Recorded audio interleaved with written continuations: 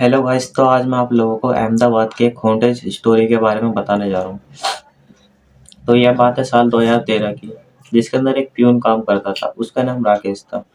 वो उसका काम सिर्फ इतना था कि टीचर और स्टूडेंट्स के आने से पहले बस वो चौक, डस्टर और मार्कर्स को रखना और टेबल पर कपड़ा मारना, थोड़ा बहुत साफ सफाई करना और तो टीचरों की थोड़ी हेल्प करना। बस उसका काम इतना था होता था। तो वो 21 साल का था और वहाँ पे जितने भी स्टूडेंट पढ़ते थे उनकी भी उम्र तकरीबन इतनी थी। बस राकेश में और बाकी स्टूडेंट में फ़र्क इतना था क्योंकि बस वो राकेश वहाँ पे प्यून की तरह काम करता था और बाकी वहाँ पे बच्चे पढ़ने आते थे। क्योंकि उसकी फाइनेंशियल प्रॉब्लम थी थोड़ी, तो इस वजह से उसे प्यून की जॉब करनी पड़ी।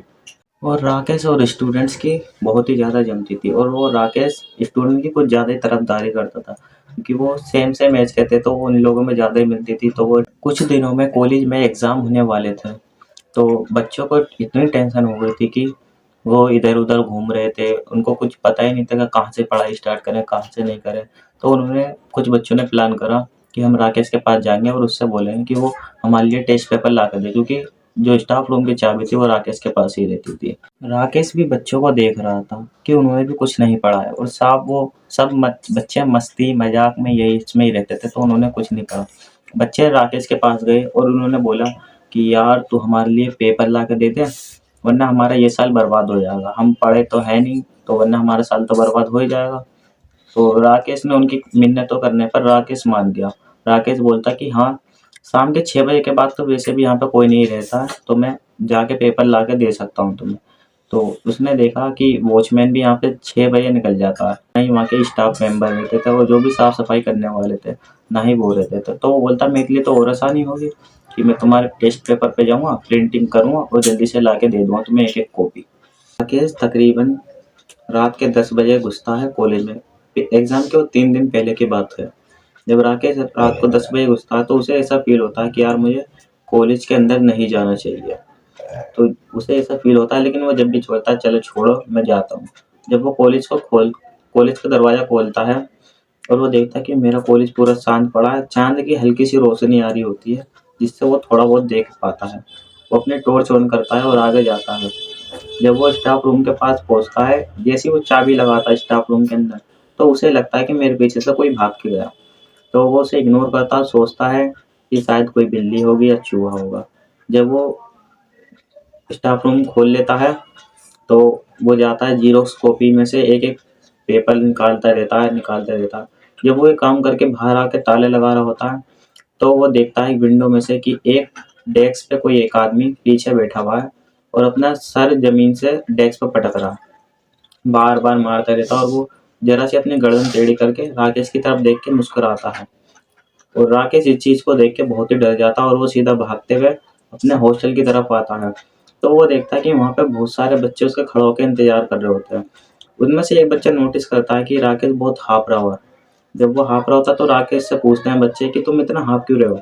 तब वो उसको सारी बातें बता रहा है, तो बच्चे बोलते हैं अरे तेरा वहम होगा, तू ऐसे ही झूठ बोल रहा है, कुछ नहीं है, ऐसा कुछ नहीं। तो उस बच्चे में से एक बच्चा आवाज़ देता है, राकेश चलो मैं तुम्हें तुम्हें कमरे तक छोड़ के आता हूँ। राकेश के साथ जो लड़का जा रहा होता है उसे उसके कमरे तक छोड़ने, तो वो बताता है कि जो हमसे पहले स्टूडेंट यहाँ पे पढ़ते थे, मैंने उनसे बात सुनी थी कि साल 2005 में एक वॉचमैन ने अपनी छत से कूद के जान दे दी थी। तो इसी वजह से वहाँ पे उसकी आत्मा आज भी भटकती रहती है। तो इसी वजह से कोई भी वहाँ पे 6 बजे के बाद नहीं जाता। तो राकेश बोलता है हाँ, ये तो चीज़ मैंने भी नोटिस करी है, वहाँ पे जो वॉचमैन है वो भी 6 बजे के बाद तो रुकता ही नहीं, वो भी चला जाता है।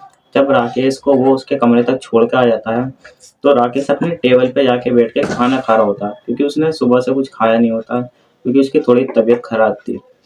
जब वो खाना खा रहा होता है और उसके सामने है ना, जैसे मैं यहाँ पे बैठा हूँ, उसके सामने एक खिड़की होती है, टेबल ये जो उसके सामने एक खिड़की है।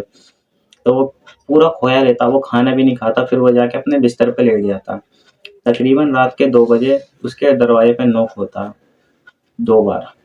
तो वो जाके दरवाज़ा खोलता है और देखता है तो बाहर कोई नहीं होता।